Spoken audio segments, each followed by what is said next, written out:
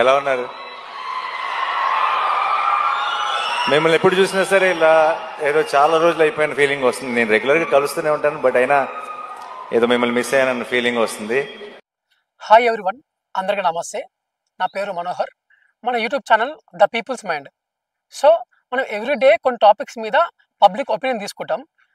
ఈరోజు టాపిక్ ఏంటంటే social media అనేది సొసైటీ పైన ఎలాంటి ఇంపాక్ట్ చూపిస్తుంది. Let's see. అన్న, మీ పేరు? నా పేరు శ్రీధర్. మీరు ఏం చేస్తారన్న? I'm teaching lecturer. ఓకే అన్న, ఇప్పుడు మనకి సోషల్ మీడియా అనేది సొసైటీ పైన ఎలాంటి ఇంపాక్ట్ చూపిస్తుంది?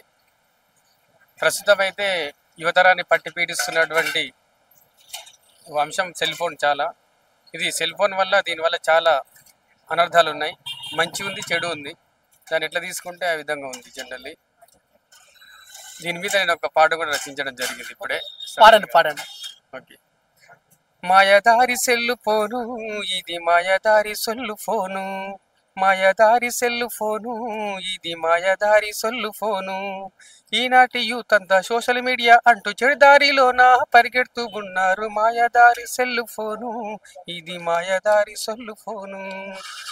మాయదారి సెల్లు ఫోను, ఇది మాయదారి సొల్లు ఫోను. కడుపు ఆకలైనా తినలేడు, కానీ రీఛార్జి కోసమని పరిగెడుతూ ఉంటాడు. మాయదారి సెల్లు ఫోను, ఇది మాయదారి సొల్లు ఫోను. క్రికెట్, మూవీస్, ఇన్స్టాగ్రాము అంటూ కాలయాపన చేస్తూ వృధా చేస్తూ ఉన్నాడు. మాయదారి సెల్లు ఫోను, ఇది మాయదారి సొల్లు ఫోను. చేతిలో నా ఇమిడిపోయేటంత ఉంటుంది ఈ మాయ సెల్లు ఫోను. తర్వాత అవుతుంది కిల్లు ఫోను. కిల్లు ఫోను, ఇది చెప్పేటంత కిల్లు ఫోను.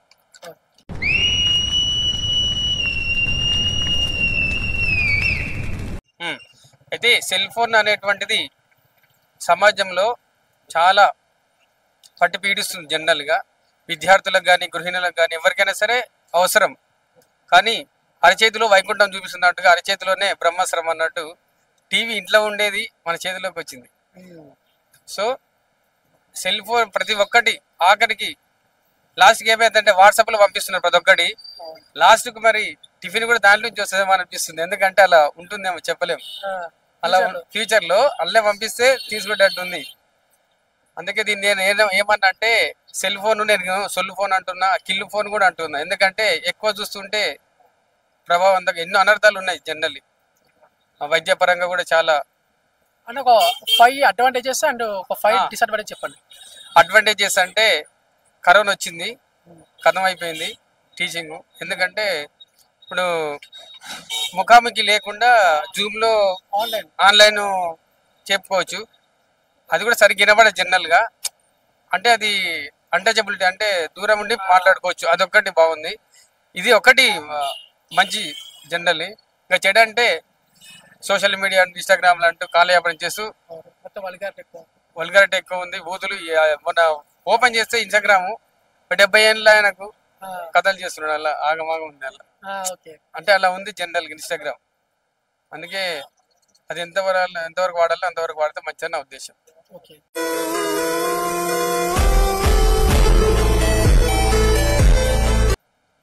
అన్న, ఇప్పుడు మనకి సోషల్ మీడియా అనేది సమాజం మీద ఎలాంటి ప్రభావం చూపిస్తుంది?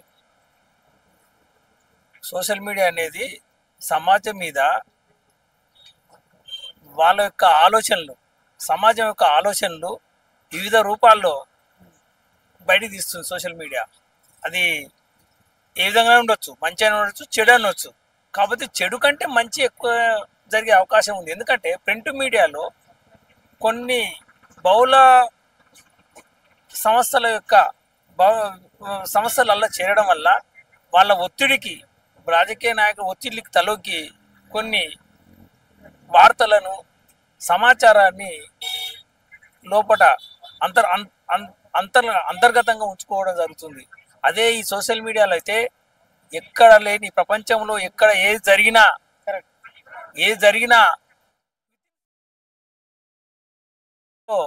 బయటికి వస్తుంది.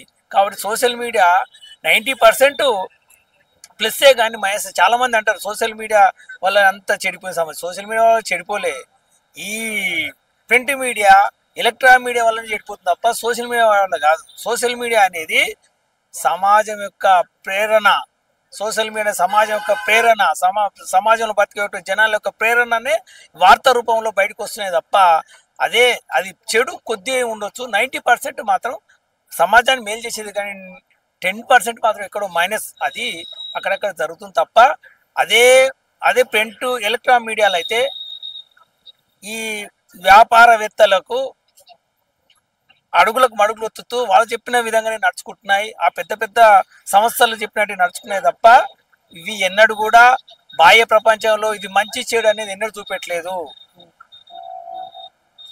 కాబట్టి సోషల్ మీడియా వచ్చిన తర్వాతనే ప్రజలకు కొంత మేలు జరిగిందని నేను చెప్తా. సార్ చెడు అనేది 10% ఉందని చెప్పారు కదా, సో ఆ 10% అంటే ఏముంది, ఏ విధంగా చూపిస్తారు?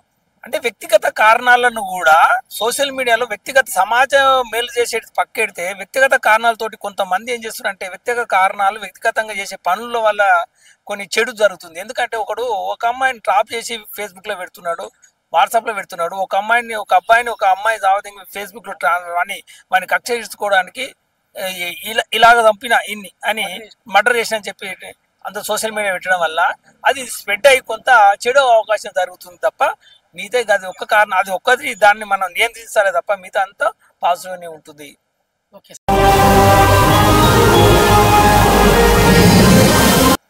అన్న మీ పేరు? నా పేరు జంపుల సతీష్ అండి. అన్న మనకి ఇప్పుడు సోషల్ మీడియా అనేది సొసైటీ పైన ఎలాంటి ప్రభావం చూపిస్తుంది? ఇలాంటి ప్రభావం అంటే ఇప్పుడు దీని సోషల్ మీడియా వలన మంచి ఉంది, చెడు ఉంది. యూజ్ చేసుకుంటున్నాం, జ్ఞానం తెలుస్తుంది, సర్వం తెలుస్తుంది, ప్రపంచంలో ఎక్కడ ఏం జరుగుతుందని తెలుస్తుంది. మిస్యూజ్ చేసుకుంటే మాత్రం ఇంకా ఆ లోతుకి వెళ్ళిపోయినాం అనుకో, ఇంకా అది పూడ్చలేని ఏదైతే నష్టం జరుగుతుందో ఆ నష్టాలు కూడా ఉన్నాయి. కాబట్టి దీన్ని యువత కానీ ప్రతి ఒక్కరు ఎవరైనా కానీ అశ్లీలతకు చోటు లేకుండా మరియు ఎక్కడ మిస్యూజ్ చేసుకోకుండా పాజిటివ్గా లోక జ్ఞానం కానీ ఈరోజు నడుస్తున్నటువంటి ఆన్లైన్ సిస్టమ్ క్లాసులు ఏవైతే ఉన్నాయో అవి కానీ ప్రపంచ చరిత్ర కానీ ప్రతిదీ క్షుణ్ణంగా కళ్ళకు కట్టినట్టు ఉన్న దగ్గర తెలుసుకోవచ్చు. ప్రస్తుతానికి మన దగ్గర జరుగుతున్నట్టు పాకిస్తాన్ కానీ భారత్ కానీ లేకపోతే రష్యా ఉక్రెయిన్ కానీ జరుగుతున్నటువంటి దాడులు ఏంటివి, ఎక్కడ ఎంత నష్టం జరుగుతుంది, ప్రాణ నష్టం ఎంత జరుగుతుంది, ఎన్ని దేశాలు ఆ యుద్ధం వలన ఏ దేశానికి ఎంత నష్టం జరుగుతుంది, యుద్ధం జరిగితే నష్టం ఏం జరుగుతుంది, లాభం ఏం జరుగుతుంది అనేది కూడా ప్రతిదీ ఈ మీడియా ద్వారానే తెలుసుకోవచ్చు. కాబట్టి మిస్యూజ్ చేసుకోకుండా మనం ఎంతసేపున్నా పాజిటివ్గానే దీన్ని చూస్తే బాగుంటుంది అనేది నేను నమ్ముతాను. అంటే యూట్యూబ్ వల్ల చెడు ఏమైనా జరుగుతుందా? చెప్తున్నా, యూట్యూబ్లో ఒకటి ఏంటంటే ప్రతి ఒక్కరూ అశ్లీలమైన ఫోటోలు తీసి పెట్టడం కానీ లేకపోతే విచ్చలవిడితనాన్ని, అది కాకుండా సమాజానికి ఏం జరుగుతుందనేది, ఏది జరిగితే మంచిది ఏది చెడు అనేది గ్రహించి పెట్టేవాళ్ళు పెడితే బాగుంటుంది. ఇంకొకటి ఏంటంటే దాంట్లో సినిమాలు కానీ లేకపోతే స్పోర్ట్స్ కానీ పొలిటికల్ కానీ ఇంకొకటి ఏంటంటే వాతావరణం కానీ ప్రతిదీ తెలుసుకోవచ్చు. ఈ రోజుల్లో అప్డేట్ ఎప్పుడు అప్డేట్లో ఉంటాం, మనకంటే ముందు అప్డేట్ ఉంటుంది అది. కాబట్టి వాస్తవికంగా అగ్రికల్చర్ చేసే రైతులకు కానీ రాజకీయ నాయకులకు కానీ గొప్ప గొప్ప సైంటిస్టులకు కానీ ప్రతిదీ యూట్యూబ్ ఈరోజు సాధారణంగా ఒక చేదోడు వాదోడుగా, చేతికి వర్షం వస్తే అంబ్రెల్లా ఎట్లనో ఆ విధంగా ఉపయోగించుకోవచ్చు. ఇప్పుడు మీరు ఇందాక అశ్లీలత అన్నారు కదా, అంటే గలీజ్గా వస్తున్నాయని చెప్పారు కదా వీడియోస్ కూడా కొన్ని. సో మరి గలీజ్గా వచ్చినప్పుడు మరి గవర్నమెంట్ దాన్ని ఆపొచ్చు కదా, ఎందుకు ఆపలేకపోతున్నారు? ఇప్పుడు గవర్నమెంట్ ఆపొచ్చు దాన్ని. ఎప్పటికైనా కానీ ఎవరైనా అశ్లీలమైనటువంటి ఈ దృశ్యాలను పెడితే ఆ దృశ్యాలను తీసుకుపోయి అప్లోడ్ చేసినటువంటి వాళ్ళ మీద కేసు పెడితే నడుస్తుంది. కానీ ఈరోజు ఎవరు దాన్ని వినియోగించుకోవడం లేదు. ఎవరి పనులు వాళ్ళకు, బిజీ లైఫ్లో ఎవరి పనులు వాళ్ళకి అయితే దాన్ని తీసుకొని కోర్టు చుట్టూ తిరగడం చేయడం ఎందుకనేది ఒక్కొక్కరి మనసులో ఉండొచ్చు కాబట్టి సాధారణంగా అయితే పెట్టకూడదు. ఎవరికి వాళ్ళు నిర్ణయించుకొని పెట్టడం తప్పిస్తే కానీ గవర్నమెంట్ చెప్తేనే దీన్ని బ్యాన్ చేయాలని కాదు, కానీ మనం కూడా ఉండాలి. మన కూడా సోషల్ భావాలు కూడా ఉండాలి కదా మన కూడా. ప్రపంచం అంతా ప్రశాంతంగా ఉంటుంది ఎవడు పని చేస్తే. పక్కనోడి పనుల్లో చేయి దూర్చి ఆయన ఇబ్బంది పెట్టి ఇది పెట్టి మనం చేయక కింద. సో అన్న, మనకి సోషల్ మీడియా అనేది సొసైటీ మీద ఏం ఇంపాక్ట్ చూపిస్తుంది?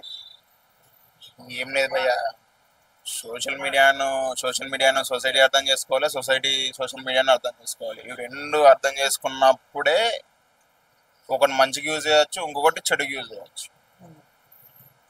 అర్థం చేసుకున్నాడు చెడుకి యూజ్ చేస్తాడు, రెండిటి పరంగా. అర్థం చేసుకున్నాడు చెడుకి యూజ్ చేస్తాడు, అర్థం చేసుకున్నాడు మంచికి యూజ్ చేస్తాడు. ఇంకా ఏంటంటే సోషల్ మీడియాకు మెయిన్ ఉండాల్సిందంటే రూల్స్ అండ్ రెగ్యులేషన్స్ పక్కా ఉండాలి. ఇన్ ద సెన్స్ ఎట్లా అంటే సొసైటీయే సోషల్ మీడియా. ఫస్ట్ థింగ్ సొసైటీయే సోషల్ మీడియా. ఆ సోషల్ మీడియా ఇంకా నువ్వు మంచిగా చూపెట్టాలంటే అంటే సొసైటీని మంచిగా చూపెట్టాలంటే నీ రూల్స్ అండ్ రెగ్యులేషన్స్ ఉండాలి. ఉంటేనే నువ్వు ఒక మంచి వేలో వెళ్ళగలుగుతావు. ఫస్ట్ థింగ్ ఒక social media rules and regulations sorry అల్లుడు, నువ్వు బయలుదేరుతున్నావు కంగారులో ప్యాంట్ వేసుకోవడం మర్చిపోయాను.